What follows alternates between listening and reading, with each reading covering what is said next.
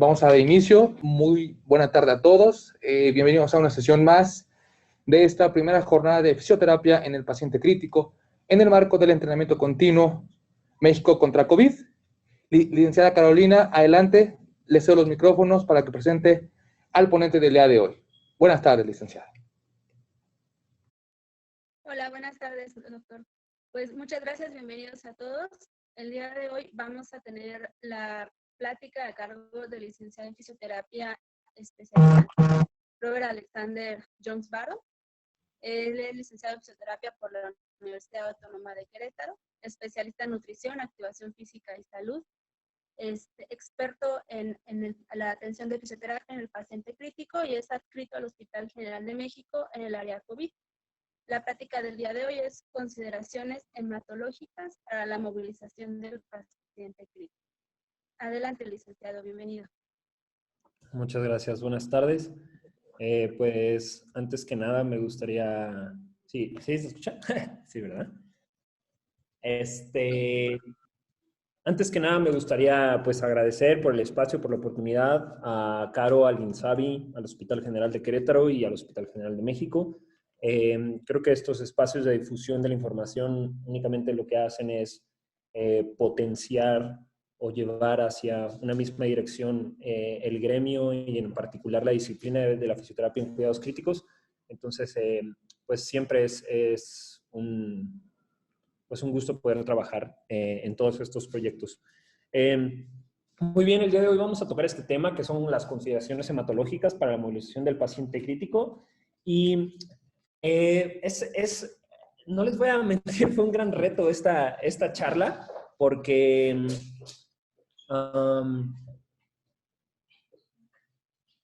la información con respecto al paciente para llegar a una movilización o a criterios de seguridad con respecto a todo el ámbito y la situación hematológica es un gran enigma, ¿no? Creo que todavía existen muchas cosas como por descubrirse, por evidenciarse o por comprobar, ¿no? O por simplemente delimitar bien de dónde y hasta dónde. Entonces vamos a hacer una revisión bibliográfica de muchas cosas y vamos a intentar contextualizar cómo realmente poner en una situación de seguridad a tu paciente previo a la movilización temprana o durante la movilización temprana. Entonces, para esto, pues, evidentemente tenemos que empezar a hablar de movilización temprana y qué es la movilización en la unidad de cuidados intensivos. Y pues, bueno, en el 2013, Dang describió la movilización temprana como un inicio de programa de movilidad cuando el paciente pueda cooperar de la forma más mínima. Y se haya logrado una estabilidad tanto hemodinámica como ventilatoria. Entonces, bueno, evidentemente aquí ya estamos hablando de tres grandes pilares de la movilización temprana, que es la cuestión hemodinámica, la cuestión ventilatoria y la cuestión neurológica, ¿no?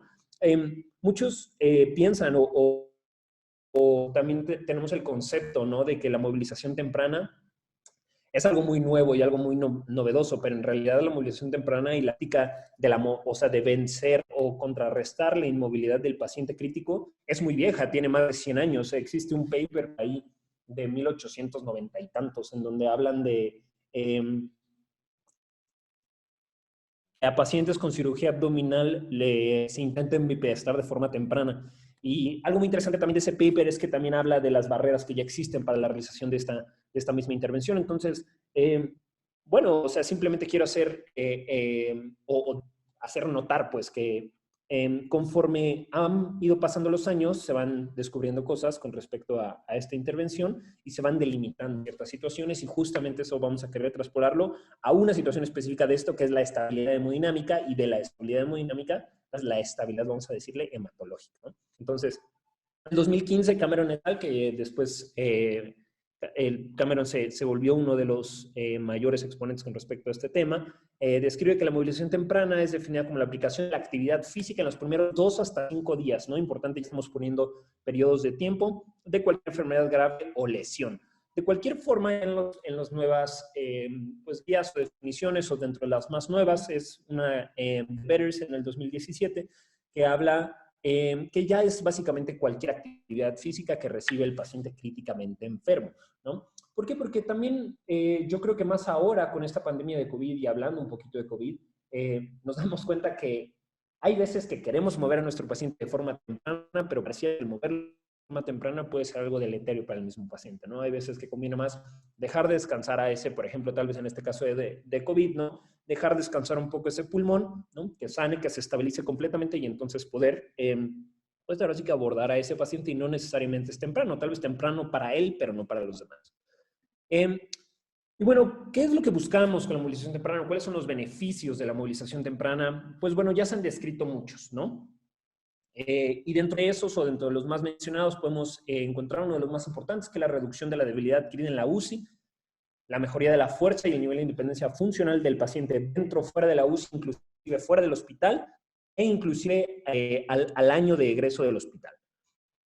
Puede mejorar el delirium, esto es algo que se está cuestionando todavía, de hecho por ahí va a haber una charla también en estas jornadas con respecto a esto, pero justamente la movilización temprana ahorita se está peleando mucho con sí o no mejora esta situación del delirium, la prevención de la trombosis venosa profunda y las úlceras por presión, sale algo ya muy retro, ¿no? de los beneficios más retros, y específicamente de la movilización, digo, de la ventilación mecánica.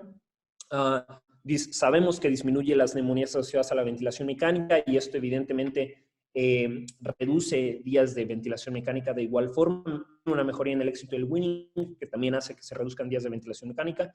Y si nos ponemos tal vez desde otro punto de vista financiero, si reducimos días de ventilación mecánica y días de estancia intrahospitalaria, reducimos costos, ¿no? Entonces, si estamos hablando de un ámbito público, ¿no? Como es el Hospital General de Querétaro, como es el Hospital General de México y demás instituciones que manejan a paciente gravemente enfermo, el quitar costos nos habla de tener más oportunidades para atender con nuevas tecnologías, con mejor material, ¿no? O simplemente de una forma más individual, porque tienes menos pacientes. Entonces, eso es algo muy bueno y muy importante con respecto a la movilización temprana, ¿no? Y hablando un poquito de la movilización temprana, dentro de la terminología utilizada para definirla, antes el movimiento humano se delimitaba o se mencionaba que era únicamente, o más bien cualquier movimiento humano resultaba en gasto de energía, y hoy en día sabemos que eso pues, no es cierto, ¿no? O sea, si tú mueves a un paciente de forma pasiva, el único que está gastando energía eres tú, ¿no? Tal vez los beneficios que le otorgas al paciente son otros, ¿no? Que previene la rigidez articular, las lesiones por decúbito, la trombosis venosa profunda, te lo compro. Sí, pero en realidad el paciente no gasta energía y eso es una realidad, ¿no? Es lo que ahora se habla con respecto a ya ejercicio como tal, ¿no? La totalidad del movimiento voluntario de los músculos esqueléticos, ¿no? Durante, pues ahora sí que el día a día o las funciones de diario. Pues, funciones de diario del paciente de la UCI, pues cuáles pueden ser rodarse en su cama, ¿no? Tal vez llevar las manos hacia su pecho, tal vez comer o, bueno, que le den de comer, ¿no? Entre otras cosas. Entonces, eso es algo que tenemos que tener en cuenta, pero de cualquier forma o de alguna forma u otra, es muy claro que la evolución de la actividad en el paciente crítico hacia una actividad voluntaria es indispensable para realmente lograr todos los beneficios de la movilización temprana, ¿sí? Porque si estamos hablando de que queremos combatir una entidad que es por debilidad, pues yo moviendo a mi paciente nada más o que mi paciente no esté utilizando esos músculos, pues claramente no vamos a lograr nada. Muy bien. Entonces, la movilización temprana o el objetivo o dentro de los objetivos principales de la movilización temprana es combatir la debilidad adquirida en la UCI y minorar todas las secuelas funcionales post-UCI. Yo creo que ahorita todas las tendencias de la terapia intensiva ya hablan mucho de sacar pacientes funcionales, no vivos, ¿no? Ya no nos importa tanto que salga vivo el paciente. Evidentemente sí es la prioridad, ¿no? Que salga vivo el paciente, pero a mí me importa que salga un paciente vivo, que pueda regresar a trabajar, que pueda cumplir un rol como familia, entre otras cosas, ¿no? Ya no nada más es que salga postrado en cama y que pues, vaya a morir a su casa. Entonces, eso es algo muy importante que tenemos que tener en cuenta, ¿sale? ¿Qué otros objetivos podemos tener dentro de estos mismos? ¿Sale? Llevar al paciente a su mayor grado funcional sin poner en riesgo su estabilidad clínica, y es por eso que vamos a hablar justamente de esta cuestión hematológica y cómo poner, pues ahora sí que a realizar movilización temprana a un paciente con riesgo hematológico, ¿sale? Y evidentemente reintegrar a ese paciente a la sociedad de forma temprana y combatir secuelas que puede generar, pues ahora sí la estancia en la UCI, tanto a nivel mental, cognitivo, como propiamente físico, ¿no? Muy bien. Entonces, este es un diagrama, un artículo de Critical Care que es muy famoso, en donde básicamente habla de qué tanto nos pega la debilidad adquirida en la UCI, ¿no? Y entonces, se me hace muy bueno porque habla de complicaciones a corto y largo plazo, ¿no? Entre ellas, a corto plazo aumenta la mortalidad, aumenta los días de estancia, los costos, ¿no? Los problemas para la deglución, súper importante, que también por ahí vamos a tener algunas charlas en estas jornadas, ¿no? Con respecto a esto, aumenta el fallo a la extubación y aumenta los días bajo ventilación mecánica. Entonces, si no queremos que todo esto impacte en nuestro paciente de forma, pues ahora sí que corta o a corto plazo, pues hay que moverlos, ¿no? Y a largo plazo, ¿qué es lo que va a generar? Aumento de la mortalidad al egreso de la UCI o posterior a la UCI, menos egresos a casa, menos función física, ¿sale? Más, pues ahora sí que cambios como de hospital, ¿no? O que envías al paciente a otro hospital o a centros de rehabilitación y más días de rehabilitación posterior al egreso de la UCI. Entonces es súper importante tener eso en cuenta y que entendamos que esto es lo que queremos combatir, ¿no? Todas estas complicaciones y en particular combatiendo una entidad que es la debilidad adquirida en la UCI, ¿sale? Ahora, para esto existen ya consensos y guías de seguridad que pues nos dice las más comunes, publicada por Carol Hudson en el 2014, de las más famosas y es de las más utilizadas, en donde inclusive hizo una semaforización, ¿no? Muy interesante porque dentro de la semaforización, el amarillo, más que ser un, pues sí hazlo, pero con cuidado, es un realmente no sabemos, ¿no? Entonces eso es algo bastante interesante, ¿no? Si ponemos mucha atención y vemos unas de las páginas, en realidad no hay tanto, no se habla de una cuestión hematológica. Y sí lo podemos encontrar en algunas guías o en algunos pacientes, pero casi siempre son de entidades clínicas muy específicas, ¿no? Esta es otra guía, es una guía brasileña que también es muy conocida y muy utilizada. Pues vemos que está todo, ¿no? Ausencia de hipotensión ortostática, tensiones arteriales, frecuencias cardíacas, inclusive se habla de cuestiones de presiones intracraneales, cuestiones de saturación, de oxigenación, hasta metabólicas, ¿no? Pero la pregunta es, ¿dónde están los hematológicos, no? Y para esto normalmente se responde con un punto de corte, que son los 8 gramos sobre decilitro.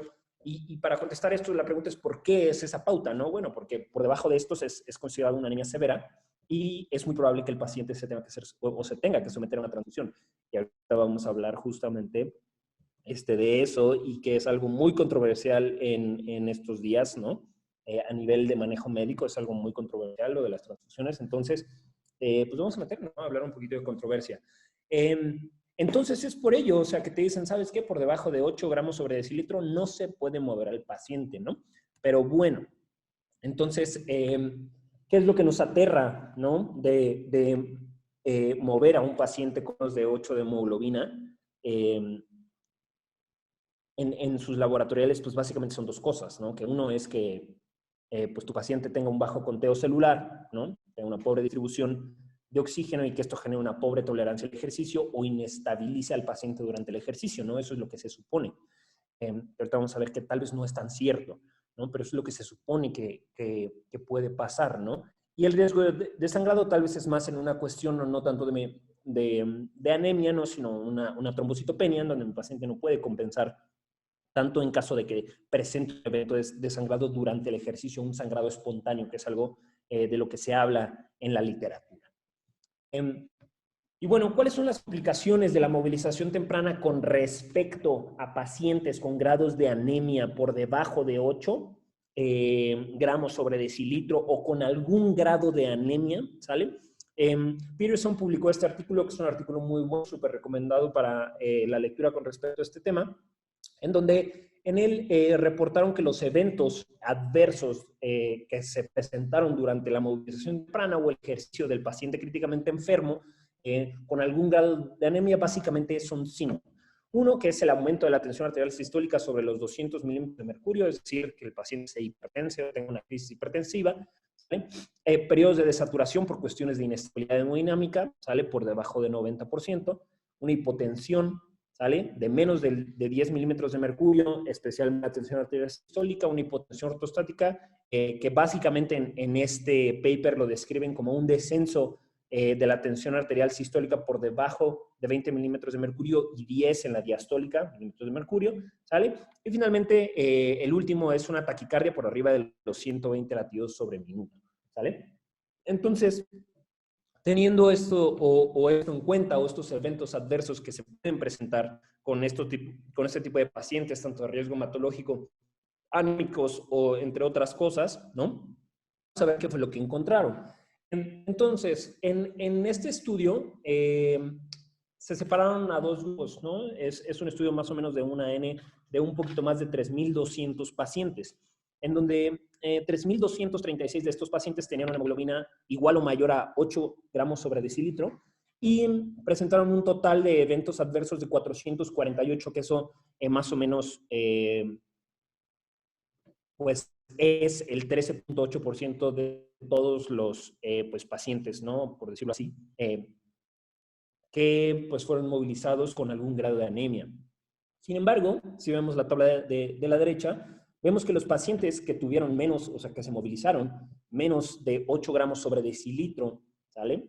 En niveles de hemoglobina fueron 79 y únicamente se presentaron 5 eventos adversos, lo cual pues habla del 6.3% de estos eventos. Ahora, esto es importante y no quiero sacar conclusiones de primera instancia porque no se puede, porque aquí existe un sesgo metodológico importante, ¿no? ¿Y esto por qué? Porque, bueno, la N de los pacientes que tienen hemoglobinas de igual o mayor a 8 es muchísimo más que la N de los pacientes que no lo tienen. Entonces, no podemos sacar conclusiones crudas, pero que sí es algo que podemos analizar. De los 80 pacientes que se movilizaron, o de las 80 veces que se movilizaron a pacientes con 8 gramos sobre decilitro de hemoglobina, o más bien menos de 8 gramos sobre decilitro de hemoglobina, realmente no pareciera que los eventos adversos no son tantos como se esperaría. Otro, que tal vez seleccionando bien a tu paciente en base a criterios de estabilidad hemodinámica, puede ser posible la realización de dicho ejercicio, ¿no? Y otro, pareciera que los pacientes que tienen más de 8 hemoglobina sufrieron más eventos adversos, tal vez porque uno se confía, ¿no? Así que me estoy confiando de que, pues tiene ahora sí que parámetros estables, le puedo dar con la intensidad que quiera y puede que me esté, pues ahora sí que pasando, ¿no? Un poquito intensidad de mi prescripción del ejercicio y caiga en algún evento adverso que tal vez no sea tan favorable para la situación clínica del paciente en ese momento, ¿no? Entonces creo que eso es importante a hablar con respecto a este tema, ¿no? Y bueno, con respecto ya a la anemia dentro de los cuidados críticos, algo importante que tenemos que tener en cuenta del paciente grave es que del 95 al 97% de los pacientes que ingresan a la unidad de cuidados intensivos van a desarrollar algún grado de anemia en los primeros 3 a 8 días de la estancia. Punto, ¿no? Entonces, o sea, quien diga que no va a mover pacientes anémicos en la unidad de cuidados intensivos es porque no ha estado en una unidad de cuidados intensivos. O sea, los grados de anemia es algo muy común dentro de estos pacientes. E inclusive grados de anemia pues, muy agresivos, ¿no? O severos, ¿no? Y algo importante que también tenemos que tener en cuenta, hablando tal vez de post-UCI, ¿no? Es que la persistencia de la anemia es muy común. Hasta un 77% de estos pacientes aún van a tener anemia alegre de la UCI y 50% a los 6 meses de egreso de la misma, ¿no? Inclusive ya en su casa. Entonces, quien diga que no va a movilizar pacientes, pues no va a movilizar pacientes, tal vez no va a movilizar la mitad de los pacientes que estuvieron en la unidad de cuidados intensivos hasta 6 meses después, ¿no? Y entonces, para andarnos esperando a 6 meses después, pues ese paciente ya desarrolló debilidad adquirida en la UCI, ya desarrolló neumonía asociada a la ventilación mecánica, ya desarrolló pues este síndrome de inmovilidad prolongado, etcétera, etcétera, etcétera, ¿no? Todo ulcerado, todas las complicaciones que se generarían.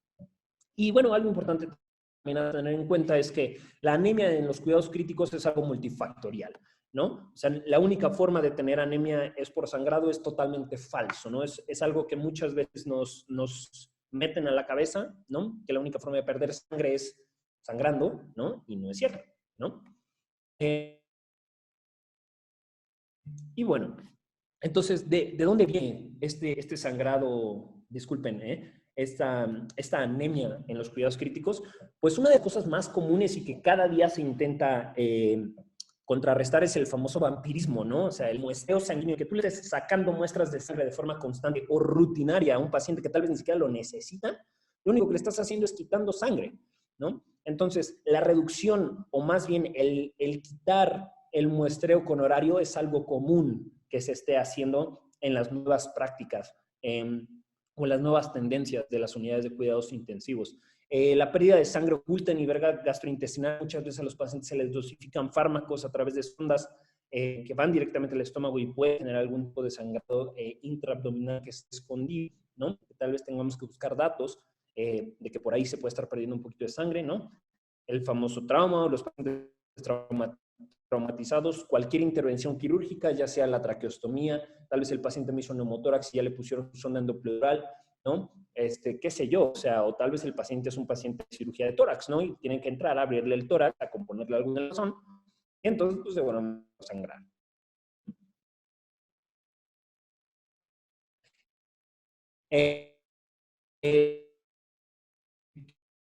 Otra cosa, la tumoral interleucina 1 es algo que sabemos que también genera grados de...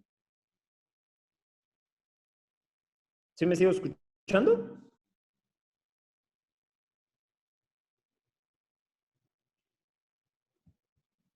Hola.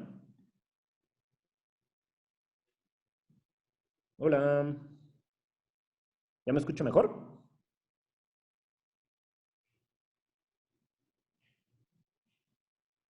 Ya, ok. Estaba leyendo el chat. Disculpen. Entonces, bueno, no sé en qué me quedé, pero existen otras situaciones propias del enfermo crítico, como puede ser esta pobre producción eritrocitaria y la insuficiente utilización de hierro para pues mantener estados hematológicos adecuados, por decirlo así. Y de forma pues previa, ¿no? En 1942 Adams y Lundy introdujeron al gremio médico una regla que se llama la regla del 10-30. Significa 10 gramos de hemoglobina y 30% contenido eritrocitario a nivel pues, de la sangre, ¿no? Y esto era como de, en cuanto a mi paciente a menos de 10 gramos de citro, hay que transfundirlo, o menos del 30%. Esta fue una regla que se impuso. Sin embargo, conforme fue progresando la ciencia, o conforme fue investigándose todas estas situaciones, gracias, se dieron cuenta que las transfusiones no eran pues como que tan fácil, ¿no? Hay ciertas complicaciones dentro de las mismas y ¿se escucha muy cortado? Sí, licenciado, si podemos intentar apagar su cámara en lo que comparte pantalla, porque luego eso genera un poco de interferencia. A ver si podemos probar otra vez el... Perfecto. ¿Se escucha mejor así? Sí, se escucha mejor, licenciado. Muchas gracias. Vale. Entonces, voy a regresar un poco a esta diapositiva, nada más para hablar, porque esto es lo importante. Entonces, en el 42, Adams y Lundy introdujeron esta regla del 10-30, ¿no? Que era 10 de hemoglobina, 30% de hematocrito. Entonces, esa era la toma de decisión para transfundir a un paciente. Sin embargo, conforme avanzó la investigación con respecto a esto, la ciencia fue creciendo, entre otras cosas. Dieron cuenta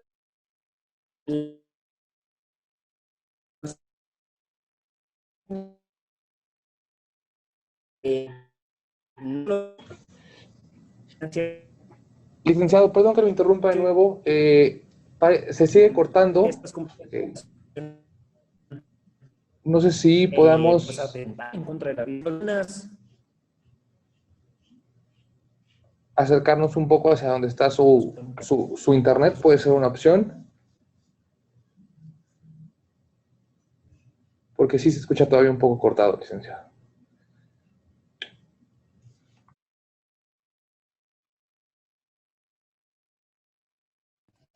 A ver, ya me acerqué un poquito. Esperemos que ya no se corte tanto.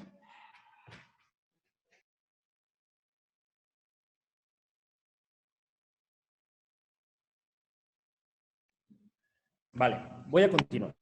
Entonces,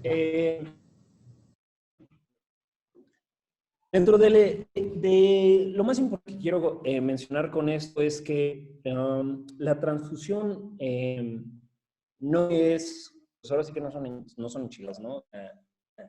Para transfundir a un paciente se tienen que tener criterios un poquito más estrictos con respecto a ciertas situaciones y que realmente el paciente requiera de sangre propiamente, ¿no? No tal vez, por ejemplo, de volumen o de algunas... y otra cosa importante que tenemos que tener en cuenta con respecto a las transfusiones es que, pues punto número 1, no es tu sangre, ¿no? Y eso claramente tiene riesgo de infecciones, tiene riesgo, por ejemplo, de cuestiones anafilácticas o alérgicas con respecto a la transfusión. Y también van a existir reacciones pues inmunológicas con respecto a esto, ¿no? Entonces, conforme fueron descubriendo y pues ahora sí que describiendo estas situaciones, surge una iniciativa que es la iniciativa del Patient Blood Management, en donde se habla con respecto al riesgo y al beneficio que la transfusión realmente nos genera, ¿no? En donde tal vez la transfusión tiene mucho más riesgo de los beneficios que nos otorga. Entonces, al menos, bueno, o sea, con pacientes bien seleccionados. Y entonces les voy a poner un video, es corto, dura como 4 minutos, con respecto a esta iniciativa de Patient Blood Management.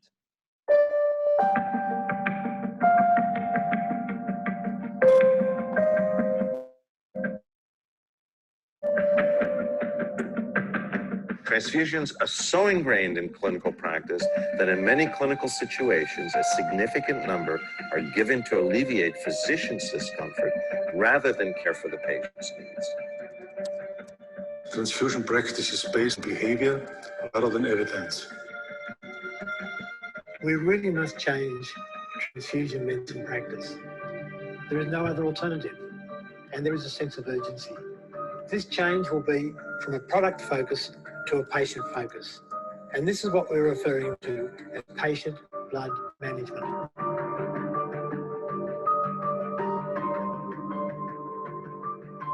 In 2006, Tinmouth and colleagues analysed the association between red blood cell transfusions and increased mortality and morbidity in the critically ill. They wrote, "We have witnessed a dramatic paradigm shift, whereby red blood cell transfusions, once regarded as one of the great advances in modern medicine, are now considered harmful in some clinical situations."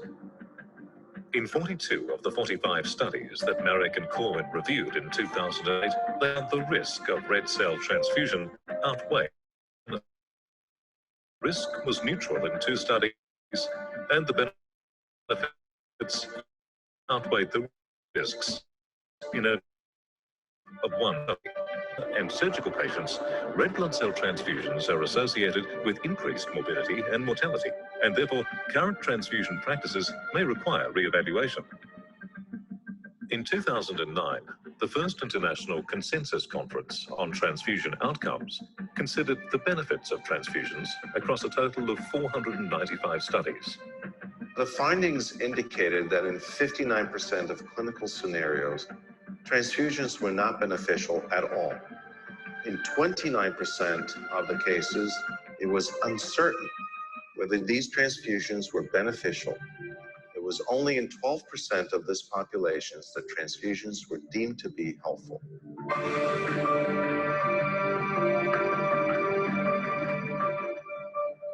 Blood is a complex biological fluid. A great deal of work has been done to understand the multiple biochemical and biomechanical changes that take place once it is removed from its host and stored. However, the possible clinical implications of transfusing this biological product are only beginning to be better understood. Dr. Andreas Hellman and colleagues from the Helios Erfurt, Germany, used a cytoscan to figure the sublingual circulation post-transfusion in a patient with gastrointestinal bleeding. Patient's hemoglobin fell to 2.8 grams per deciliter, shows the microsector initial resuscitation within a Blood cells are left, all the multi-cell and single-cell capillaries. Next video shows the same after the transfusion of 3 self-stored allogeneic red blood cells. Here, there is single-cell capillaries are swollen. There is a distribution of the red cells, blockage and slump, and many areas where there are no red blood cells in contact with the tissues. This work starts to provide insights into the mechanisms underlying the limited evidence for treatment.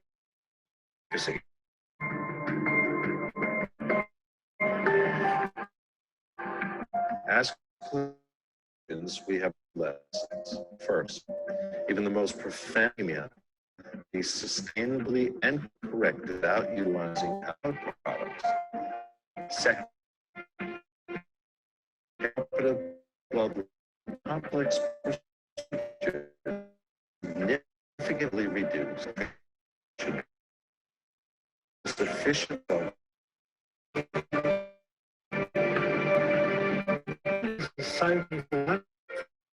transfusion has the potential for a range of adverse outcomes.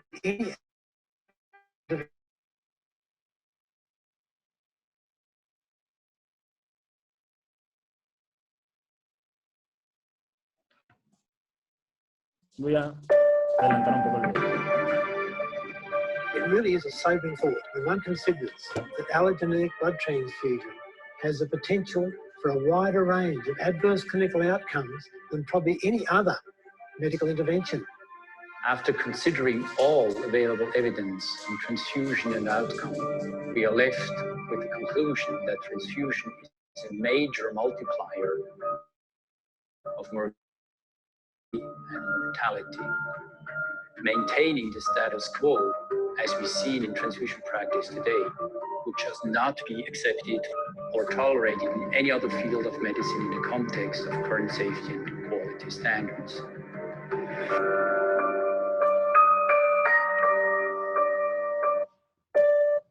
Muy bien, entonces, con respecto a la terapia transfusional, algo que tenemos que tener en cuenta es, pues, lo que les comentaba, ¿no? O sea, que transfundir a los pacientes realmente tiene implicaciones, no nada más es pues, ahora sí que como, pues, pasarle tal vez bolos de solución salina o, pues, qué sé yo, ¿no?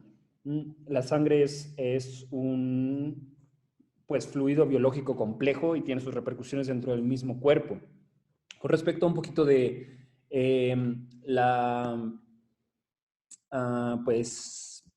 algunos datos con respecto a las transfusiones. Del 30 al 50% de los pacientes que ingresan a la UCI reciben algún tipo de transfusión. Ojo, ¿no? Esto es preocupante, ¿no? De estos 75%, o sea, los que se transfundieron, el 75%, por anemia y se transfunden hasta 5 paquetes globulares aproximadamente, ¿no? Entonces, pues a tener en cuenta eso, ¿no? Las nuevas tendencias hablan de un punto de corte mucho más conservador, hablan de menos de 7 de hemoglobina o menos de 7.5 que los manejos previos, ¿no? Que nos hablaban de 10 de hemoglobina. Entonces eso es, pues vamos, una diferencia abismal, ¿no? Y pareciera que los objetivos varían dentro de cada entidad clínica y la estabilidad que necesite, así como la necesidad de sangre. Entonces recuerden esta premisa, es importante que en la unidad de cuidados intensivos siempre menos es más. Muy bien. Ahora, algo a tener en cuenta también es que han salido estudios en los últimos años con respecto a, siempre se habla de que la transfusión sanguínea, algo que tendría que mejorar es la distribución de oxígeno. Y esto habla de que, pues, evidentemente, el oxígeno que tú intercambias a nivel cardiopulmonar o pulmonar, cómo lo distribuyes en tu cuerpo y qué tan bien está llegando al tejido, por decirlo así, ¿no? En este par de estudios, uno es un estudio en un modelo físico y otro es un estudio en pacientes sépticos, en donde inclusive se dan cuenta que en realidad la transfusión sanguínea como tal no aumenta la distribución de oxígeno, en realidad se mantiene porque aumenta la viscosidad sanguínea y reduce como la eficiencia con la que se distribuye el oxígeno a nivel sistémico. Además puede tener otras repercusiones, como puede ser el aumento de la precarga en el ventrículo derecho por el aumento de las resistencias vasculares a nivel pulmonar. Entonces, esto es algo que tenemos que tener en cuenta, ¿no? Y la pregunta aquí del millón es, entonces, porque pasa mucho, ¿no? Entonces, yo tengo un paciente anémico y no lo quiero mover porque tiene menos de 8 de hemoglobina y lo transfunden y se lo suban 9, ¿cuál sería la diferencia con moverlo? ¿No? ¿En realidad le estamos brindando un beneficio a la distribución? Pues la respuesta sería no. En realidad lo que estamos buscando en esta situación es brindarnos a nosotros como fisioterapeutas un poquito de comodidad en un número, ¿no? Que es pues algo relativamente falso, ¿no? En donde realmente no le estoy dando un mejor aporte, una mejor distribución de oxígeno a ese paciente por aumentar un número. Habría que valorar otras cosas que nos indiquen que el paciente está estable y que tal vez tengan un poquito más de repercusión clínica, a diferencia de un número absoluto, que sería qué tanta hemoglobina tiene mi paciente, ¿no? Entonces, también salió un estudio muy contundente por Napolitano que es, yo creo que uno de los más importantes en este rubro, en donde se estudiaron 20 artículos y se hablaba de qué tanto mejora la distribución y en especial qué tanto mejora la excreción del oxígeno hacia los tejidos, por decirlo así, o la extracción de ese oxígeno de la hemoglobina y qué tan bien llega a los tejidos. Entonces, ¿qué es lo que podemos ver en este estudio? Todos los pacientes aumentaron la hemoglobina con las unidades transfundidas, que fueron de 1 hasta 7, y pues la respuesta es sí, ¿no? Todos mejoró la hemoglobina, ¿no? En todos mejoró la distribución de oxígeno, pareciera que no en todos. Sin embargo, el consumo o el volumen de oxígeno que se les fue entregado a los tejidos no mejoró, ¿no? Y bueno, esto es punto y aparte la cuestión del lactato. Entonces, ¿qué es lo que podemos ver o qué es lo que podemos concluir de este estudio? Que de los 20 estudios que tienen una N de más o menos 500 pacientes, únicamente la distribución de oxígeno aumentó en 15. Y de esos 500 pacientes, el incremento del oxígeno que se le entrega a los tejidos únicamente fueron en 3 estudios, ¿no? Que fue 33, ¿no? 33 pacientes se beneficiaron realmente de una mejor distribución y, o sea, llegada de oxígeno a pues, los tejidos como tal. Entonces, esto nos pone a pensar mucho si realmente una transfusión me va a brindar, digamos que un criterio de seguridad para mover a mi paciente, ¿no? Pero bueno, sin embargo, algo que también tenemos que mencionar y tenemos que comentar, ¿no? Y tener en cuenta es que al final del día, pues, es médica, ¿no? Nosotros podemos reconocer y apoyar en la toma de decisiones sin razón del paciente, es nuestro intensivista, y muchas veces también es una cuestión pues de prácticas que se llevan a cabo en cada unidad de cuidados intensivos, ¿no? O de costumbres, o pues sí, ¿no? O sea, como de qué es lo que estamos acostumbrados a hacer, por decirlo así, ¿no? Muy bien.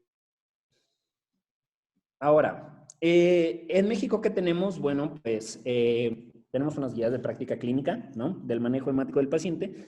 Muchos dicen, no, que es que las guías de práctica clínica mexicanas no son muy buenas o algo así. Bueno, pues en particular estas guías son impuestas por el doctor Ángel Augusto Pérez Calatayud, que yo tengo el gusto de trabajar con él. Y es pues parte de todo este proyecto e iniciativa de Patient Flood Management. Entonces, si pensamos estas guías de práctica clínica mexicanas no están orientadas a particular estas del paciente hemático o del manejo hemático del paciente crítico, sí lo son, ¿no? Sí lo son y sería bueno que nos echáramos un clavado para ver hacia dónde van las tendencias con respecto a este manejo en pues, el paciente y con los hemoderivados y todo lo demás, ¿no? Y bueno, ¿qué es el manejo hemático del paciente o qué es el patient management? Como lo vieron en el video, gira alrededor de 3 pilares, en donde el primer pilar va a ser optimizar la masa eritrocitaria para el manejo de la anemia. El segundo pilar va a ser minimizar el sangrado y el manejo de la hemorragia. El tercer pilar va a ser mejorar la tolerancia de la anemia. Y aquí la pregunta es, ¿y al fisioterapeuta eso qué? ¿O qué le importa? ¿No? ¿O en dónde entra? ¿No? ¿En qué parte del eslabón parte? Bueno, pues en realidad, si regresamos a los pilares, hemos comentado, es un proceso un poco más médico, ¿no? Sin embargo, minimizar el sangrado empieza con una detección temprana, ¿no? Y el manejo de la hemorragia también tiene que ver con cuestiones inclusive hasta de higiene o cómo se manejan ciertas cuestiones con el paciente, y el fisioterapeuta cumple un rol dentro de estas, ¿no? Además, en el tercer pilar, la mejoría de la tolerancia a la anemia, ahorita vamos a ver que también puede mejorar a través del ejercicio, y ahí es donde principalmente cumplimos un gran rol, ¿no? Entonces, ¿qué es o cómo repercute el ejercicio en los cuidados críticos y en especial en esta situación del paciente con riesgo hematológico? Bueno, esto es solamente un ejemplo dentro del gran mundo, que todavía hay muchas dudas por resolver, pero esta es una de las respuestas que hemos tenido, ¿no? Que a través del ejercicio podemos mejorar las concentraciones de interleucina 6, teniendo efectos antiinflamatorios, mejorar el consumo de glucosa, inhibiendo factores de necrosis tumoral que suprimen la eritropoiesis, y evidentemente esto lo único que genera es promover la de oxígeno, reducir, pues ahora sí que riesgos, ¿no? Y generar una producción más eficiente de energía, ¿no? Y algo también importante con respecto a esto, y también lo vamos a hablar un poquito más adelante, es que el ejercicio también estimula la tolerancia a través de factores metabólicos, ¿no? La tolerancia a la anemia, y ahora vamos a hablar un poquito más de ello. Y entonces, nada más para terminar con respecto a este estudio que había citado previamente, ellos concluyen de esta manera, y me parece algo muy sensato. Dice que 8 gramos de decilitro a nivel de la hemoglobina es más una recomendación que una precaución, ¿no? O sea, perdón, más bien, es una recomendación de precaución más que una contraindicación, ¿no? Entonces, si tú tienes un paciente con 8 gramos sobre decilitro o menos, no te está diciendo que no lo muevas, te está diciendo que tengas cuidado al moverlo y que lo evalúes bien para realmente ver los riesgos y los beneficios que se le pueden brindar, ¿no? ¿Qué más dicen? Que la movilización debe ser discutida con un fisioterapeuta con alto expertise o con un staff médico en caso de caer por debajo de 7 gramos sobre decilitro, ¿no? Porque también, ¿qué es lo que pasa? Luego si te encuentras con pacientes oncológicos que siempre están por debajo de 7, ¿no? Tal vez ahí con algún grado de leucemia o alguna otra cosa pues condicione al paciente a siempre tener niveles de hemoglobina bajos, pues lo vas a mover, ¿no? Y lo vas a aterrizar ahí en la unidad de cuidados intensivos, y no se trata de eso, ¿no? Es por ello que la discusión con alguien con expertise en este tema puede orientarte mucho más con respecto a si puedes o no puedes mover a, pues, tu paciente. Después, los pacientes no deben de ser negados al o a la progresión por la hemoglobina, que la movilización puede llevarse a cabo como una práctica segura, siempre y cuando se tenga una monitorización adecuada. Perfecto, ahorita vamos a hablar de eso, ¿no? ¿Qué es lo que yo debo de monitorizar con un paciente con riesgo hematológico? Y finalmente, recordemos que aumentando la actividad física, el paciente, para su nivel de conciencia, vamos a reducir los efectos de la inmovilidad, maximizamos la función y el bienestar del paciente. Perfecto, ¿no? Súper bien. Entonces, nada más para reforzar un poquito todo lo que este artículo de Peterson dice. Más adelante, Ranucci sacó un artículo que también es muy bello con respecto a toda la cuestión de la anemia postoperativa y la tolerancia al ejercicio. Aquí ya se habla un poquito más de ejercicio, ¿no? Estos fueron en pacientes operados o posoperados de corazón, bueno, cardíacos, y hasta dónde podemos llevar la hemoglobina, ¿no? Entonces, algo interesante que ellos encontraron es que de 7 a 8 gramos sobre decilitro no aumenta la morbilidad o mortalidad en pacientes posoperados de corazón, por lo tanto no existe una necesidad de transfusión. 1, 2. No hay diferencia entre los grupos de control con mayor de 8 de hemoglobina y menor de 8 de hemoglobina con respecto a la tolerancia al ejercicio. Muy interesante, ¿no? Eso que te está diciendo, que tal vez los pacientes no tienen realmente pues tanto impacto a nivel hematológico con respecto al ejercicio con ciertos grados de hemoglobina, al menos los que estábamos manejando previamente o nuestras pautas de seguridad, ¿no? Y pues por último, no hay razón por la cual deberíamos transfundir a un paciente que se encuentra en rehabilitación, que se podría considerar estable, ¿sale? Y que cuenta con de 8 a 10 gramos sobre decilitro de hemoglobina. ¿Saben? Estas son sus conclusiones, ¿no? De cualquier forma, más información siempre va a ser necesaria para hacer mucho más estrecho esta. Y algo importante que se menciona en este artículo previo y que a mí me gustaría también dejar muy en claro en esta charla es que nosotros como fisioterapeutas o como rehabilitadores en la unidad de cuidados intensivos debemos cuidar el no orientar hacia la necesidad de una transfusión por un valor absoluto, ¿no? Es decir, que yo por que mi paciente tenga 7.9 de hemoglobina y me dé miedo moverlo, ¿sí? No significa que voy a incitar al médico tratante a que lo transfunda porque pasa. Que tú estás viendo un paciente, tiene 7.5 de hemoglobina, está súper estable, ¿no? Lleva con 7.5 de hemoglobina sin días, y entonces lo agarras y le llevas 5 días al médico. ¿Sabes qué? Es que no lo puedo mover, ¿no? ¿Por qué? Pues porque no cumple con criterios de seguridad. Ah, bueno, pues vamos a transfundirlo para que cumpla con criterios de seguridad. Eso sería un error garrafal, porque lo único que estamos haciendo es poniendo en riesgo a ese paciente.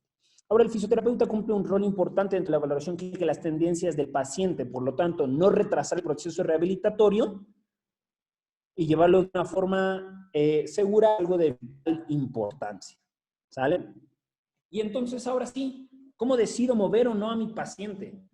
¿No? Pues primero tenemos que entender cuestiones básicas, como la curva de la disociación de la hemoglobina, en donde básicamente hablamos en qué punto, pues ahora sí que esta presión arterial de oxígeno a nivel sanguíneo se hace afín la hemoglobina, perdón, el oxígeno a la hemoglobina y con qué ambiente, y en el ambiente me refiero al cuerpo, ¿no? En qué situaciones, tal vez de acidosis, alcosis, de hipercapnia, hipocapnia, no sé, de cuestiones de alteraciones en la temperatura, esto se puede mover o se puede desplazar, como dicen ahí, hacia la derecha o hacia la izquierda, ¿no? Entonces, vamos a ver, ¿no? ¿Cuáles son los que en la curva? Básicamente el pH va a hacer es que pues, la curva se desplace hacia la derecha, ¿no? Y por decirlo así, la hemoglobina sea menos afín al oxígeno y la pueda soltar de forma más adecuada hacia los tejidos, ¿no? La temperatura, esto básicamente habla de que cuando mi paciente está hipotérmico va a ser igual un poco más complicado esta cuestión de la toma y liberación del oxígeno. La concentración del dióxido de carbono que repercute directamente en la cuestión del pH y también en la afinidad de la hemoglobina hacia el oxígeno, ¿sale? Y por ahí también tenemos un fosfato orgánico que se llama 2,3-G, que básicamente desempeña un rol importante en la adaptación hacia la hipoxia o hacia los grados de anemia crónicos, por decirlo así, ¿sale? Y este factor aumenta con el ejercicio. Ah, muy interesante, muy importante, ¿no? Entonces, si este factor aumenta con el ejercicio, ¿de qué nos está hablando? De que si yo someto a mi paciente a ejercicio, obviamente le estoy dando herramientas para poderse adaptar a la anemia. Entonces, estoy cumpliendo con el tercer pilar de la iniciativa de Patient Perfecto. Muy bien. Entonces, por lo tanto, el fisioterapeuta, más que buscar un valor fijo o un valor absoluto, debe... Me dice que mi conexión está estable. ¿Me escuchan bien? ¿Me escuchan bien? Sí, ya lo podemos escuchar bien, licenciado. Entonces, muchas gracias.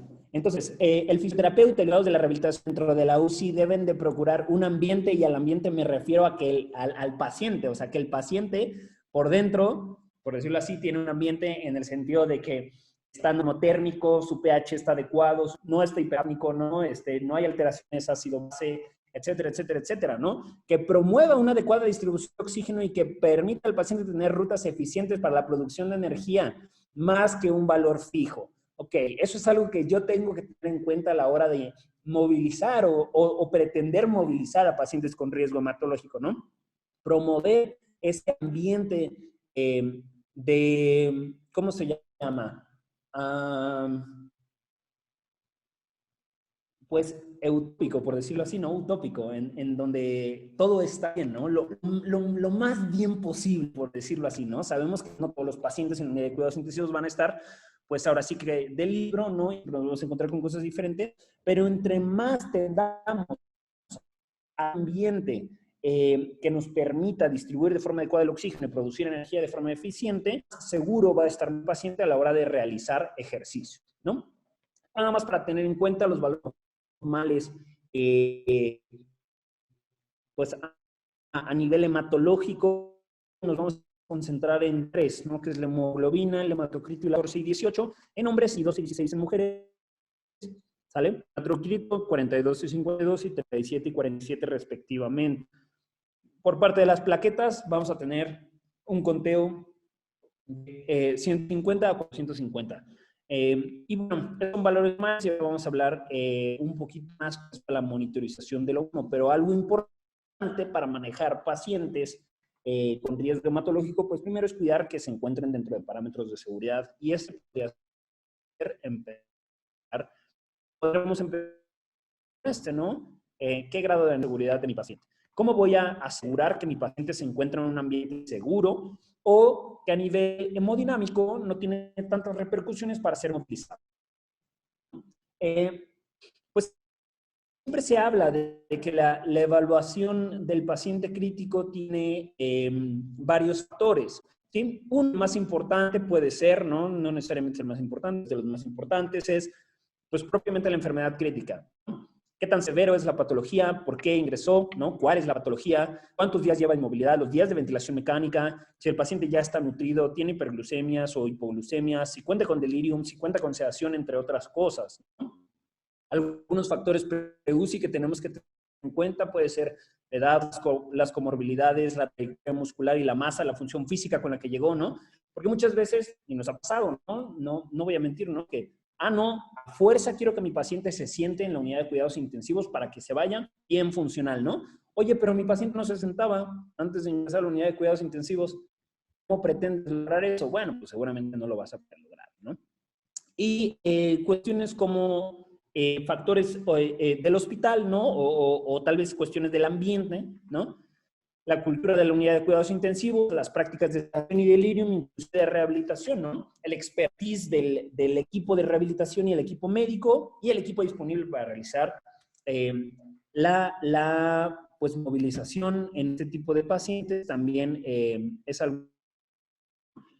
Una vez teniendo todos estos en cuenta, ahora sí nos vamos a centrar principalmente en los 3 factores o los 3 que ya les había antes, la cuestión neurológica, vascular, respiratoria. Vamos a agregar uno extra, que es cómo está mi pues, sistema musculoesquelético y qué tanto puede llegar a desempeñar mi paciente, ¿no?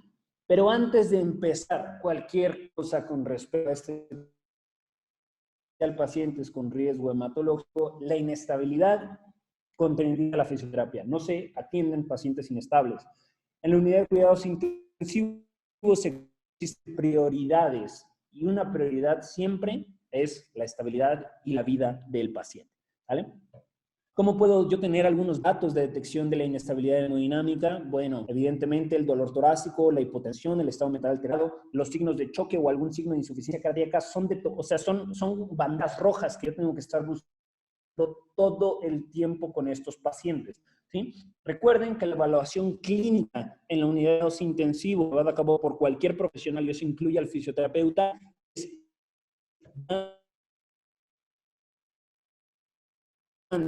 en especial en el ejercicio intensivos, tengo que estar buscando banderas rojas todo el tiempo. Me tengo que volver obsesivo con eso, ¿no? Frecuencia cardíaca. ¿Cuánto ha subido la frecuencia cardíaca? ¿Cuánto ha subido la tensión arterial? ¿Cuánto ha bajado? ¿No? ¿Cómo está el Borg? ¿No? Inclusive, entre otras cosas, con mi paciente para asegurar la estabilidad en todo momento. ¿Sale? Por ahí también existe algo que se llaman las famosas ventanas de perfusión o las ventanas clínicas del estado de choque. Estas ventanas nos hablan de qué tan bien perfundido encuentra, pues ahora sí que mi paciente. Y básicamente son 3 ventanas. Se pueden presentar en el paciente, ¿no? Si un paciente debuta con estado mental alterado, es muy probable que, pues, ahora sí que no le esté llegando agua al tinaco, ¿no? Como dicen por ahí, ¿no? Que no le esté llegando suficiente sangre al cerebro y debute con algún tipo de alteración neurológica. La ventana cutánea, que casi siempre se hace a través de la toma del llenado capilar, que es qué tan rápido al presionar mi dedo o la tela en la rodilla del paciente, qué tan rápido se llena de sangre de nuevo, por decirlo así, o retoma ese color rosadito, ¿no? Y pues casi siempre se habla de que tiene que ser, pues ahora sí que menor a 2 segundos, ¿no? Por ahí, si es mayor a 4 segundos, ya nos habla de una baja perfusión, ¿no? Y finalmente una ventana que luego no tenemos en cuenta, que es súper importante, es la ventana renal, ¿no? Si mi paciente está orinando. ¿Por qué? Porque si mi paciente no orina, nos habla de que el riñón no está recibiendo suficiente sangre y que es muy probable que si un órgano no está recibiendo suficiente sangre, todo lo demás está comprometido. Y cuando mi paciente empieza con datos de falla renal, nos está hablando de un signo de choque evidente, ¿sale? Otra cosa, la frecuencia cardíaca y el ritmo cardíaco, súper importante, ¿no? Determinar la frecuencia cardíaca y comprobar la frecuencia del pulso, ¿no? Y consultar el monitor, ¿no? Buscar un electrocardiograma y una onda de pulsoxímetro, ¿no? Adecuadas, ¿no? Si la frecuencia cardíaca cambia de acuerdo a la edad, pues es algo que sabemos, ¿no? No pretendemos manejar pacientes pediátricos con las mismas frecuencias cardíacas que pacientes adultos. Sin embargo, siempre debemos pues priorizar o tener en cuenta que pues esta frecuencia cardíaca debe de ser estable, de preferencia un ritmo cardíaco normal, ¿sale? Si la frecuencia cardíaca se limita a la... es alta, más bien, o sea, sí. Yo de entrada, por decirlo así, tengo frecuencias cardíacas elevadas, pues sé que no voy a poder atender a ese paciente porque si yo lo pongo a hacer ejercicio, pues va a ser más taquicardia, ¿no? O sea, si mi paciente ya está taquicárdico y lo pongo a hacer ejercicio, lo más probable es que haga más taquicardia, ¿no? Se recomienda no superar del 50 al 60% de la frecuencia cardíaca máxima. Les recuerdo que existen diferentes fórmulas. La más común y la más sencilla es 220 menos la edad. Si sacamos el 60% es hasta donde tal vez podamos estar llegando, ¿no? El monitoreo continuo en busca de taquicardias o bradicardias siempre es una buena elección, ¿sale? De las movilizaciones en caso de una fluctuación real, ¿no? ¿Por qué? Porque luego pasa que tú estás viendo al paciente y empieza a pitar el monitor, porque como se está moviendo el paciente, se mueven los electrodos, se le mueven los cables, y por ahí te detectan alguna cosa, pero tú ya te espantaste, ¿no? Entonces tal vez deberás de tomarte tu tiempo, analizar si fue real lo que sucedió, y tal vez decidir continuar, parar, o suspender la sesión en caso de que sea así, ¿no?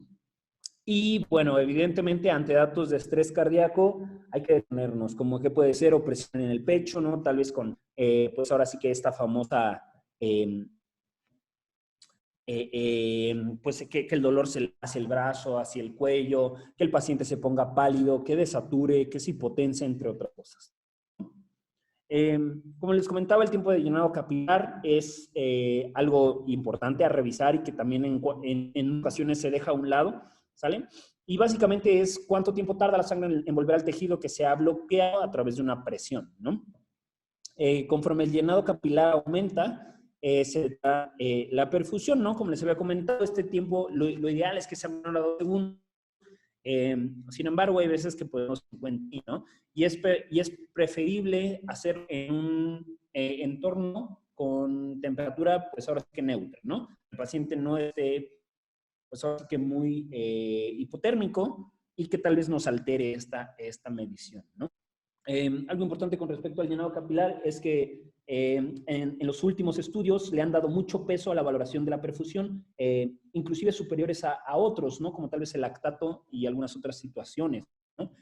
¿Qué otra cosa podemos estar verificando? La coloración de la piel. Sabemos que la piel es de los órganos así que luego llora cuando pues el paciente es sometido a estrés, ¿no? De cualquier grado. Siempre estar buscando coloración de piel, cambios en la temperatura, palidez, cianosis o color marmóreo, son cosas que nosotros podemos estar buscando. Hablen de que el paciente no está lo suficiente para realizar movilización temprana. Inclusive, también con respecto a la sepsis y a qué tan perfundido está un paciente séptico, existe score. El Mottling Score, ¿quién se la mitad? ¿Qué tanto qué tanto cambio en el color de la piel tiene la extremidad inferior de mi paciente, ¿sale? En donde, por ejemplo, aquí podemos ver dos scores diferentes y en particular qué tanto está orinando mi paciente, ¿sale? Y finalmente el Motting Score, todos tienen relación entre ellos, ¿no? Y pues bueno, es una gran herramienta que podemos utilizar en mi pues, práctica diaria, ¿sale?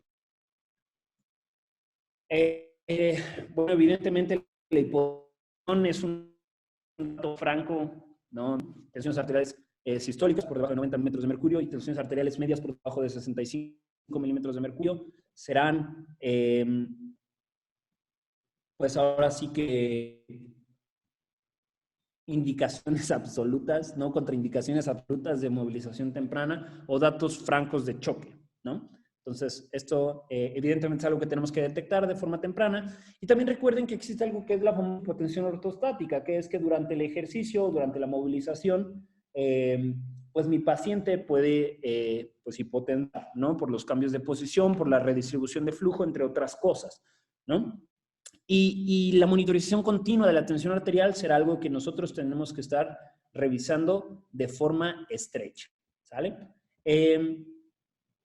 Ahora, me gustaría hablar con respecto a esto que es los factores que determinan la tensión arterial. Y bueno, ¿qué es lo que hace o qué es lo que determina que mi tensión arterial aumente o disminuya? Uno es el gasto cardíaco, el otro va a ser la resistencia vascular periférica y por último la volemia, ¿no? Recordemos que el gasto cardíaco es la frecuencia cardíaca por el volumen de eyección y básicamente podemos hablar que es qué tanta sangre sale de mi corazón pues por minuto, ¿no? Evidentemente. La resistencia vascular periférica es pues literal la capacidad de mis vasos de mantener un lumen o de mantener una presión hacia mi volemia y la volemia es qué tanta sangre tengo, ¿no? Entonces, si cualquiera de estos factores se afecta o vamos, disminuye o cambia, los demás van a compensar, ¿no? Entonces, si yo tengo un paciente con sangrado, ¿no? Si yo tengo un paciente con una volemia reducida, es muy probable que mis resistencias vasculares y mi gasto cardíaco aumenten, ¿sí? Cuando aumenten, seguramente mi paciente estará chocado, pues sí, tal vez un choque compensado. Sin embargo, cuando mis frecuencias cardíacas ya no son suficientes para compensar o mis tensiones arteriales, pues tal vez mi paciente caiga en un choque descompensado y entonces podamos ver una caída de la tensión arterial. Por ello que eso es importante tener en cuenta, ¿no? Cuando mi paciente está hipotenso, yo tengo que buscar no solo, pues está hipotenso, ¿no? Sino tengo que buscar por qué está hipotenso, ¿no? ¿Es de corazón? ¿No? ¿Es la volemia? Es una cuestión de las resistencias vasculares, ¿no? Es tal vez un choque séptico o un choque neurológico. Entonces, esas son cosas importantes a revisar, en especial en pacientes con riesgo hematológico, ¿no? Y bueno, como les había comentado, la tensión arterial, como cualquier dato clínico o número en la unidad de cuidados intensivos, lo ideal es que se mantenga estable, más que un valor absoluto, ¿no? Si yo tengo a la típica viejita que nunca va a tener tensiones arteriales sistólicas por arriba de 90, o tensiones arteriales medias por arriba de 65, pero lleva 10 días en unidad de cuidados intensivos, ya no tiene vasopresores, ya no tiene inotrópicos, está despierta, come por vía oral, ya trae puntos nasales, bueno, pues, ¿por qué no la mueves, no? Estoy diciendo que movamos a pacientes hipotensos o movamos a pacientes anémicos. Lo que estoy diciendo es que la tendencia hacia el estado es un valor mucho más objetivo que un valor absoluto, un valor cuadrado, ¿no? La fluctuación del 20 del descenso de la tensión arterial representa una inestabilidad hemodinámica, ¿no? Esto sí es importante. Cuando yo esté movilizando a mi paciente, si desciende de forma abrupta más del 20% de mi tensión arterial, entonces sí estamos hablando de una inestabilidad hemodinámica durante el ejercicio. Ahora, importante con respecto a eso, el uso de aminas debe de ser identificado, ¿sale? ¿Qué aminas tiene mi paciente? Si tiene vasopresores, si tiene inotrópicos o cualquier otra cosa que tenga, ¿no? Si mi paciente tiene nores, si tiene vasos, si tiene dobuta, si tiene dopa, ¿no? Si tiene infusión de alguna cosa, inclusive hasta aquí también debería decir antiarrítmicos, ¿no? Súper importante. Y entonces, ¿qué es con lo que yo me voy a quedar? ¿O cuál es el tumbaburros que voy a tener revisar ahora sí que de forma rápida, ¿no? Antes de yo atender a un paciente con riesgo hematológico. Bueno, primero que la frecuencia cardíaca esté entre 40 y 130 latidos por minuto, de preferencia por ahí de 60, sale que tenga datos de isquemia miocárdica o ahora sí que de estrés cardíaco, ¿sale? Que a la movilización no presente hipertensión ortostática, buscar de preferencia dosis bajas de aminas, tensiones arteriales sistólicas por arriba de 90 y por abajo de 200, tensiones arteriales medias entre 65 y 110 milímetros de mercurio y evidentemente ausencia de alteraciones en el electrocardiograma, ¿no? Ahora, esto es nuevo, ¿no? Alteraciones en el electrocardiograma nuevos. Mi paciente tiene una FA y siempre ha tenido su FA y ha vivido 5 años con su FA y entró por otra cosa, ¿no? Por una cuestión, no sé, pues yo qué sé, pancreatitis, ¿no? Pues la FA es algo nuevo para él, ¿no? Y seguramente su cuerpo está súper adaptado a esa FA y es muy probable que tolere el ejercicio, ¿no? Tal vez tengas que buscar otro tipo de datos de choque en ese paciente. Por lo tanto, evalúe tendencias. ¿Qué es lo más importante? ¿Cómo se comprueba mi paciente? ¿No? Más que un valor absoluto. Eso es algo que quiero que se lleven de esta charla. Las tendencias nos hablan de mucha más estabilidad que valores absolutos, ¿no? Porque entonces no es lo mismo tener un paciente que tuvo un descenso abrupto de 14 de hemoglobina a 9.8 con vasopresores elevados, un abdomen súper rígido, taquicárdico y con requerimiento del oxígeno a todo lo que da el ventilador, ¿no? El ventilador pum, pum, jalando, hasta se escuchan las presiones súper fuertes, a diferencia de un paciente que cursó por una cirugía mayor, ¿no? Que reportaron que sí tuvo un poco de sangrado durante la cirugía y que ha tenido 7.2 de hemoglobina en 4 días. Los vasopresores ya están en dosis mínimas y renotrópico y ya está en protocolo de destete de la ventilación mecánica. Entonces, aquí la pregunta es, ¿qué paciente realmente tiene un riesgo? ¿El que tiene 9 de hemoglobina o el que tiene 7? ¿No? Pues lo más probable es que el paciente, que a pesar de que tiene un alto grado de hemoglobina, por decirlo así, está más inestable que el paciente que tiene 7 de hemoglobina, ¿no? Importante tener eso en cuenta, ¿no? Vemos pacientes, no monitores, ¿sale? Por favor, recuerden eso, ¿no? Vemos pacientes, no monitores, no vemos números absolutos, ¿sale? Otro importante que tenemos que tener en cuenta al inicio de un programa de movilización temprana es la búsqueda de sangrado, ¿sí? ¿Y cómo puedo yo buscar sangrado? Lo puedes buscar a través de 3 formas, ¿no? Los datos clínicos de sangrado, que ya se los he dado, o sea, se los di previa, ¿no? Como pueden ser palidez, taquicardia e hipoperfusión, ¿no? La palidez evidentemente es algo que se ve con el ojo. Pues en el paciente, de repente si ves, ya conoces al señor Pedro, ¿no? Y de repente el señor Pedro o el señor Juan están más blanquitos de lo normal, bueno, pues ojo, ¿no? La taquicardia, por ahí un médico que yo mucho siempre habla de que la taquicardia, vamos, un paciente se puede taquicardiar por muchas cosas, hasta por dolor, ¿no? Entonces, importante revisar que no sea sangrado, ¿no? Datos de hipoperfusión, ya saben cómo valorarlo, ¿no? A través de diferentes herramientas que les han dado en esta charla, ¿no? Otra cosa que podemos buscar son datos blancos de sangrado que pueden ser a través, por ejemplo, de boca, de nariz, ¿no? De la aspiración de secreciones a través del tubo traqueal o ostomía, ¿no? Y por ejemplo, aquí podemos ver un paciente melena, ¿no? Esto es un dato de sangrado que el paciente haga, pues, popó negra, ¿no? Es un dato franco de sangrado, o que tenga sangre en las heces, es un dato franco de sangrado a nivel gastrointestinal, ¿no? Un abdomen rígido, entre otras cosas. Y ahora, conforme progresa la tecnología y también el fisioterapeuta se hace más experto en el área de cuidados intensivos, cada día también más experto en la evaluación, ¿no? Y los datos imagenológicos de sangrado es algo común de encontrar. Aquí, por ejemplo, esto es nada más algo rápido a mencionar. Es una ventana hepatorrenal en donde podemos ver un sangrado, ahora sí que a nivel retroperitoneal, ¿no? Entonces, importante tener eso en cuenta, que podemos hacerlo de forma cotidiana en la unidad de cuidados intensivos. Ahora, terminando, de la anemia y hablando un poquito de la fronteo plaquetario, ¿no? Para formar toda la cuestión del coágulo y que se detengan los sangrados, ¿no? Pero la trombocitopenia no es igual a sangrado. Y eso es algo que que se metan mucho a la cabeza, ¿no? Sin embargo, tienes que tener cuidado con los pacientes trombocitopénicos, pero vamos a ver la literatura, ¿no? ¿Cuáles son las causas y la prevalencia de la trombocitopenia?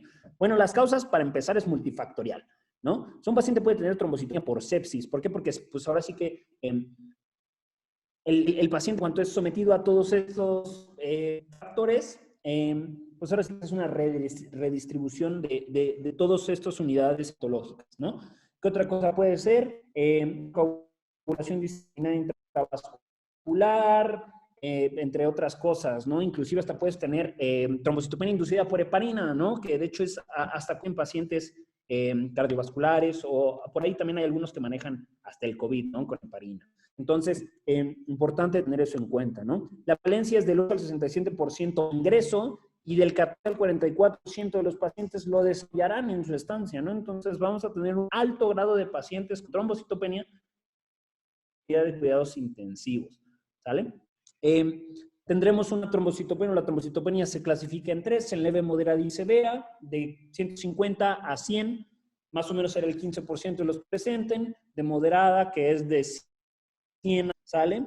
El 5%, o alrededor del 5% lo presentarán, y la severa, que es más o menos cercano al 2%, es menos de 50. Pues así que en las unidades. Interesante es, los pacientes con trombocitopenia sangran, pues, claro que sí, pero también los pacientes sin trombocitopenia sangran en la unidad de cuidados intensivos. Eso es algo que tenemos que tener en cuenta. Que no porque mi paciente tenga trombocitopenia significa que va a sangrar.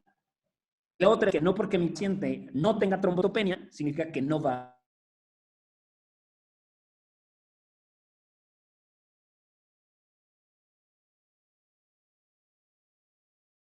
presentan un sangrado, ¿vale? Y el 13% de los pacientes sin trombocitopenia también. Entonces, así como cuidas al paciente trombocitopénico, sí hay que cuidarlo mucho más, pero también hay que cuidar al no trombocitopénico de que sangre, ¿sale?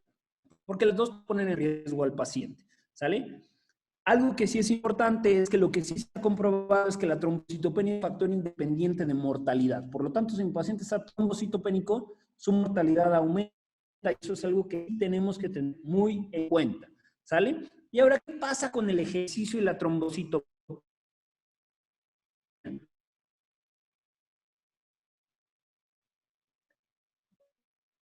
Híjole, para empezar, hay súper poca trombocitopenia y el ejercicio, que es una gran área de oportunidad para la fisioterapia de investigar y generar, pues ahora sí que evidencia científica, ¿no? Sin embargo, aquí les presento 2 estudios de pacientes con trombocitopenia e inclusive trombocitopenia grave, ¿no? Con cáncer y otros con conteos plaquetarios hasta por debajo de 20,000. Y que es importante tener en cuenta que ambos estudios mencionan que a pesar de que existe un riesgo preexistente de sangrado, la presencia de sangrado secundaria al ejercicio es rara y fue poco presentado, ¿no? Es decir, que porque tú muevas a tu paciente, no significa que el ejercicio es lo que lo va a hacer sangrar, ¿no? Hay que tener otros cuidados para evitar estos riesgos, ¿no? La adaptación al ejercicio puede reducir los riesgos y parece ser una buena alternativa, según lo que esos estudios reportan, ¿sale? Y se puede llevar a cabo de una forma segura. Sin embargo, es importante tener mucho más estudios que refuercen dichas premisas. Pero pareciera que, aunque sea en pacientes oncológicos y pacientes sépticos, la trombocitopenia no es algo que nos tenga que espantar a la hora de mover a los pacientes. Y el punto de corte realmente oscila en las 20,000 unidades. Por parte de la sepsis, algo importante con respecto a la sepsis y a los objetivos con respecto a la hemoglobina, es importante nada más mencionar o tener en cuenta que poco a poco se está generando un cambio paradigmático, ¿no? De forma normal, como les había comentado, existía esta regla del 10-30, ¿no? Y conforme progresan estas situaciones van mejorando. Actualmente las metas en sepsis ya oscilan, o el threshold oscila de 7 a 9 gramos sobre decilitro. Entonces, esto es algo que también a nosotros nos tiene que dar un poquito más de colchón, en el de que si tú tienes un paciente séptico, sabes que es un paciente con riesgo hematológico y que es muy probable que... bueno, voy a esperar un poco, a ver si se sigue cortando. Bueno, entonces, básicamente, ¿de qué nos habla? De que en los pacientes sépticos, así como en los pacientes, por ejemplo, de cirugía, que sabemos que son pacientes con riesgo hematológico, nos dan, pues ahora sí que un colchón, ¿no? En donde tal vez no necesariamente tengas que transferir al paciente y es muy probable que te tolere el ejercicio de ese paciente con estos grados de hemoglobina, ¿no? Algo importante que sí tenemos que tener en cuenta en la sepsis es que aquí, en esta etiología en particular, ¿sale? Así como en algunas otras entidades clínicas, e inclusive simplemente por el hecho de que mi paciente esté en la unidad de cuidados intensivos, el consumo de oxígeno es aumentado, ¿no? Pero en pacientes con sepsis es todavía más, ¿no? Por lo tanto, es importante tener eso en cuenta, ¿no? Que el consumo de oxígeno aumentado es muy probable que genere disoxia tisular, ¿no? Y esta disoxia debe ser identificado y debemos de valorar el costo-beneficio de la rehabilitación en estos pacientes, ¿no? Bien, la fisioterapia no es encargada del manejo del sepsis, la identificación temprana de la misma es evidente para la mejoría de donde se le da el paciente, ¿no? Que muchas veces, luego, pues las cosas pasan desapercibidas, ¿no? Que el paciente aumentó leucos, que aumentó la proca, que ya tiene fiebre, que el paciente está ligeramente taquicárdico, y todos esos datos, así como estamos buscando datos de sangrado en el paciente en todo momento, también estoy buscando datos de sepsis, también estoy buscando datos de estrés cardíaco y mi cabecita tiene que estar gire buscando cualquier cosa que pueda complicar a mi paciente y asegurar que vamos en una buena línea de trabajo con ese paciente, ¿sabes? Algo interesante con respecto a la anemia y a los cuidados críticos es este estudio en donde presentan este plot box, habla de que el grado de anemia no es como directamente proporcional al grado de fuerza muscular que este paciente puede llegar.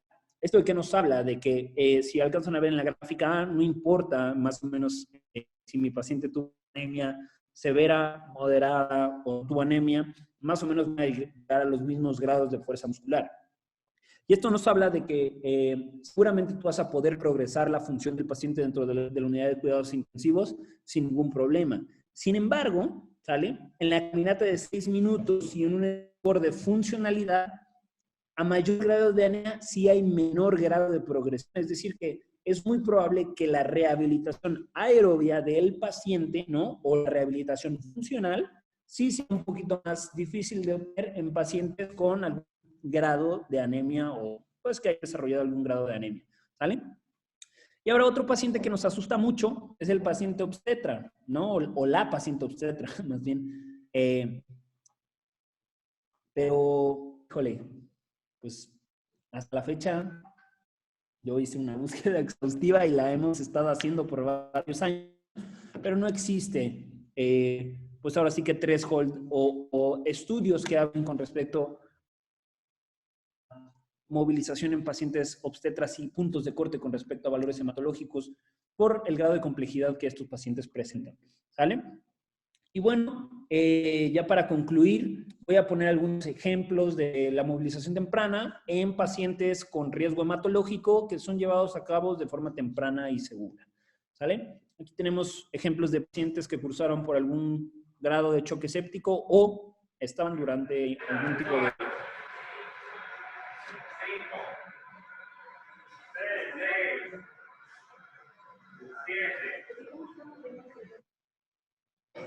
¡Arriba! ¡Arriba, grande, grande, grande! 8. ¡Arriba, arriba, arriba! 9. ¡Más, saca el pecho!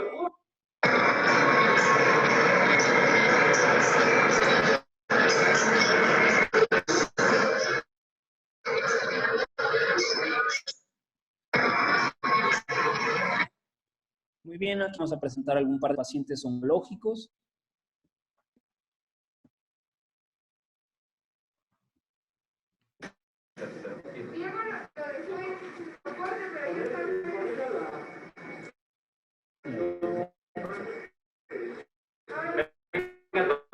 Dale.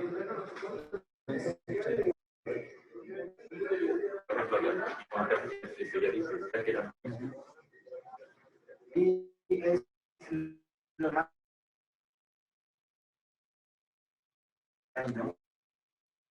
Sí.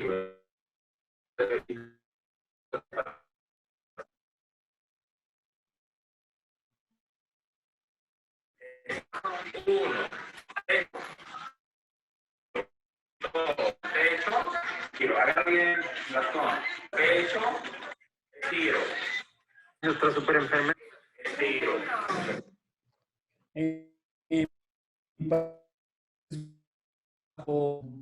Pues ECMO, que es oxigenación por membrana extracorpórea, en donde básicamente extraen la sangre, la oxigenan a través de la máquina y la...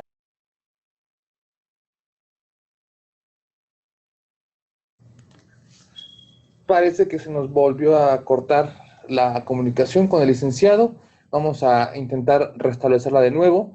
Mientras, les recordamos a nuestros participantes que en el chat ya está el link activo para que puedan realizar su registro de asistencia y la evaluación de esta sesión. En el chat nuevamente está el link para que puedan registrar la asistencia y hacer una pequeña evaluación de la sesión. Mientras igual también pueden poner sus preguntas en el chat para que cuando se vuelva a conectar el licenciado ya estén las preguntas y las pueda contestar. Aquí nos dicen, bueno, que cuál es el folio que pide la plataforma. Todavía estamos en proceso de subir las sesiones pasadas. El folio que pide ahí es el folio que se da cuando se registran a esta plataforma. Entonces, bueno, mientras les pedimos paciencia para que ya estén subidas todas estas sesiones, las vamos a subir en bloque, vamos a intentar subir todas las sesiones de fisioterapia en un solo bloque para que el acceso a estas sea más fácil. Mientras en el chat pueden ya, está el link para que puedan realizar su asistencia. Parece que ya está aquí otra vez el licenciado. Vamos a hacerlo como anfitrión para que pueda concluir con su presentación. Adelante, licenciado. Gracias, disculpen, de verdad. Ay, bueno, a veces esta cuestión de la pandemia nos pone estos retitos, ¿no? Tecnológicos. Pero bueno, vamos a terminar. Entonces, ¿alguien me puede confirmar que ya esté presentando? Sí, ya se ve, licenciado. Muchas gracias. Entonces, bueno, nada más para concluir, aquí son unos ejemplos con respecto a la movilización temprana. Y bueno, esto es un paciente, esta oxigenación por membrana extracorpórea. Y bueno, aquí son unos ejemplos durante la sesión. 5, eso. 6, grande, eso. 7, muy bien. 8.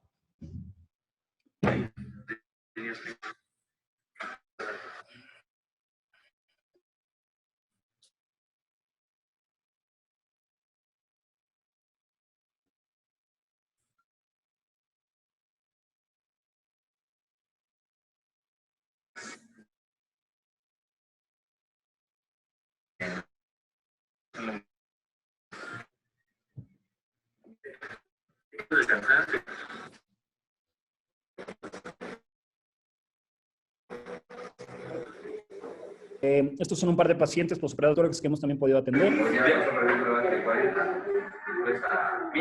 hecho, la mayoría de los papers manejan 60 revoluciones por minuto. Y esta es inclusive una postoperada de tórax pediátrica que logró la bipestia.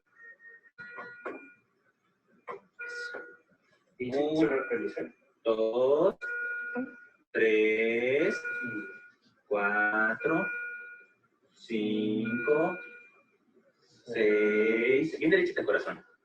7. ¿Te mareaste?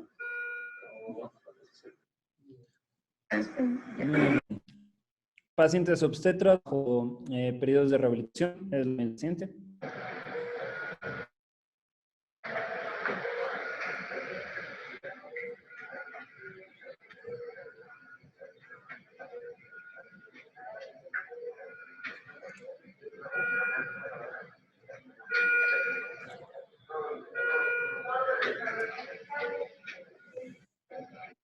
Y bueno, más para concluir, pues bueno, el fisioterapeuta dentro de la unidad de cuidados intensivos tiene la obligación de comprender, identificar y de forma segura pacientes con riesgo hematológico. El abordaje de los riesgos hematológicos, como cualquier paciente de cuidados intensivos, es multidisciplinario y una vez más, la clínica manda. Quiero concluir diciendo que el movimiento es ya. Muchas gracias.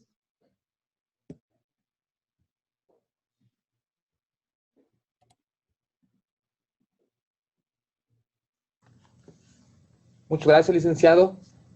Aquí les recordamos a los participantes que es una sesión a micrófono abierto, por lo que ustedes quieren hacerle alguna pregunta o algún comentario, lo pueden hacer por medio del chat o levantar su mano y nosotros les activaremos su micrófono. En pantalla es muy importante, están todos los datos del licenciado, su correo y, bueno, las redes sociales.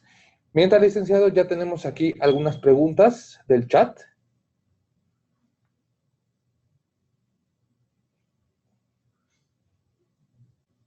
Aquí tenemos una pregunta de Naomi Guzmán. Ella nos pregunta si entonces cualquier paciente requiere movilización, licenciado. Que es ingresado a la unidad de cuidados intensivos, pues al menos que en ningún momento de su estancia en la unidad de cuidados intensivos esté estable, es decir, que en todo momento esté inestable y fallezca, si todo paciente requiere de movilización. En cuanto el paciente se puede estabilizar, como se ha mencionado a nivel ventilatorio, neurológico y hemodinámico, deberá de iniciar con un programa de rehabilitación temprana para poder egresar de forma más rápida, liberarse de la ventana mecánica en caso de pues la cursa y quitar todas las pues afectaciones que el reposo prolongado de la...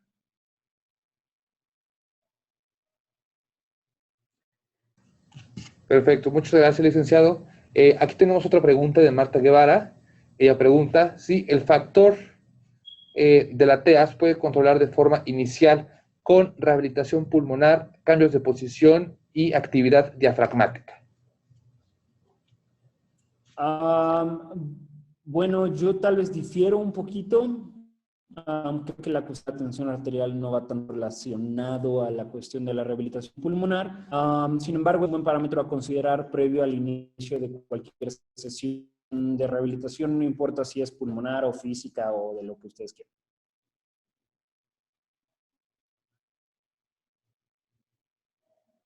Muchas gracias, licenciado. Aquí tenemos otra pregunta, permítame tantito, de Samantha Barriga. Ella pregunta que si usted considera que es indispensable la transfusión de sangre para una progresión en el paciente en la unidad de cuidados intensivos. Como se charló en la plática, no.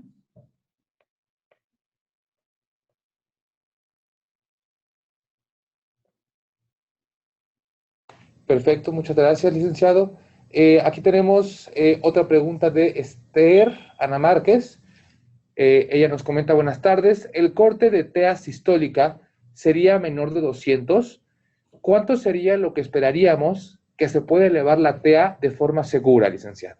Esta es una muy buena pregunta, porque en realidad no hay una respuesta, pues, como tal, ¿no? O sea, no te voy a decir, todos los pacientes van a elevar tanto de la tensión arterial, ¿no? Porque depende de muchas cosas, va a ser multifactorial. Primero, la intensidad del ejercicio que lo está sometiendo, ¿no? Otro también puede ser, por ejemplo, el grado de severidad de la enfermedad crítica y otro, por qué ingresó el paciente, ¿no? Es decir, cuál es la etiología del paciente.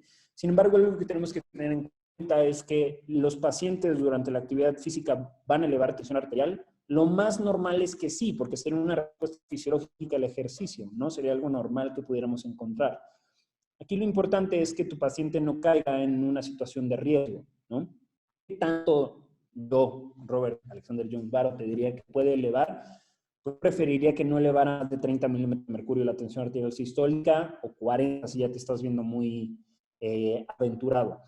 Sin embargo, si tu paciente aumenta, no sé, por ejemplo, de 120 a 130 o inclusive hasta 140 su tensión arterial sistólica, ¿no? Teniendo en cuenta como pues, que la basal fue 120, no le veo mucho problema con la realización del ejercicio porque es algo normal, es algo esperado, es una compensación, no una demanda extra que le estás poniendo y cómo está compensando el ejercicio. Sin embargo, cuánto así tajantemente no existe y no va a existir. No va a ser un valor que nunca vamos a tener en cuenta, sino de va a aumentar 7 milímetros de mercurio exactamente, ¿no? Justamente eso es lo que tú tienes que desarrollar en la unidad de cuidados intensivos. Mucho ojo, mucha sensibilidad con respecto a cómo está comportándose ese paciente durante el ejercicio y si sigues dentro de parabilidad o no.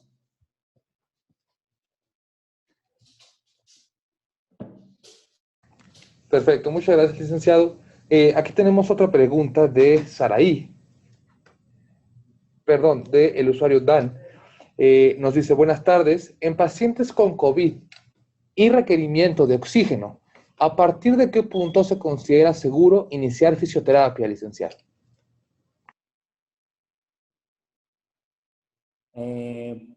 Pero de qué. O sea, creo que fue una pregunta en vivo. Bueno, en mi experiencia, ¿qué es lo que nada más hay que tener cuidado con los pacientes con COVID y oxígeno? Bueno, hay diferentes formas de administrar oxígeno, evidentemente puede ser a través pues, de oxígeno convencional, tal vez puntas de alto flujo, ventilación mecánica invasiva, inclusive ventilación mecánica invasiva. Sin embargo, si estamos hablando específicamente de los pacientes con oxígeno, o sea, que no, o cánulas de alto flujo o esto, yo en particular, o nosotros en particular lo que hacemos es esperar un poco a ver qué tanto le afecta, así que, o le pega COVID, por decirlo así, ¿no? Nosotros le damos un poquito de ventana terapéutica en ese sentido, a ver qué tanto inflama ese paciente y si realmente está respondiendo al tratamiento. Eso, y en pacientes mecánicamente ventilados, usamos los mismos parámetros que en cualquier otro paciente mecánicamente ventilado. Perfecto, muchas gracias, licenciado. Aquí tenemos una última pregunta del usuario May, que nos dice, ¿cuándo iniciar movilización temprana en pacientes con ventilación mecánica invasiva, hemodinámicamente inestables y parámetros inestables, si ya cursaron de esa forma por varios días? Como comenté en la plática, pacientes con inestabilidad hemodinámica no se rehabilitan. Punto. Perfecto, licenciado. Muchas gracias. Pues bueno, hemos tenido muy buena respuesta por parte de nuestros participantes, muchas preguntas.